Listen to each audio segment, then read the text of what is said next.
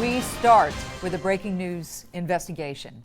What 9 News has uncovered sheds new light about the history Alton Sterling had with police. Now, Greg Merriweather scouring through new documents obtained by the 9 News investigators late this evening. He is with us now with what he found. Greg? Andre, Donna, the 9 News investigators obtained a police report, and it details a previous arrest of Alton Sterling. It is eerily similar to the incident that ultimately led to his death.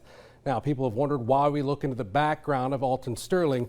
Sources close to the investigation tell me if an officer ends up going to trial over his death, Sterling's past could be introduced. It turns out Alton Sterling has struggled with police in the past, most recently in May 2009, outside of this convenience store on Rosenwald. And in this 2009 case, we have him selling CDs, fighting with cops, all while carrying a gun. In the report dated May 29, 2009, the officer says he was dispatched to this convenience store after getting a complaint about a subject on the corner selling CDs, and that the subject had pulled a gun on someone. The officer says in his report when he got there, he spotted the suspect, who he later identified as Alton Sterling, carrying a crate of CDs. The officer asked Sterling to put his hands on the hood of his police car and ask him if he has any weapons on him. The report says Sterling did not answer. And as the officer continued to pat him down, the report says Sterling started to reach for his pocket. The officer goes on to say that Alton Sterling suddenly spun around, and the two began to struggle. The officer and Sterling eventually hit the ground.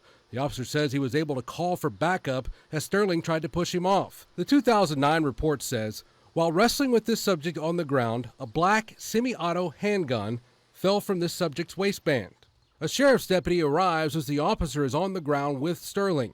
The two eventually get Sterling into handcuffs. The report ends by saying Sterling was escorted to my unit, where he continued to fight with officers. For his 2009 fight with officers while having a gun, Baton Rouge police charged Sterling with possession of marijuana, sound reproduction prohibited, that was for the CDs, resisting an officer, possession of a firearm, and illegal possession of a stolen firearm with drugs.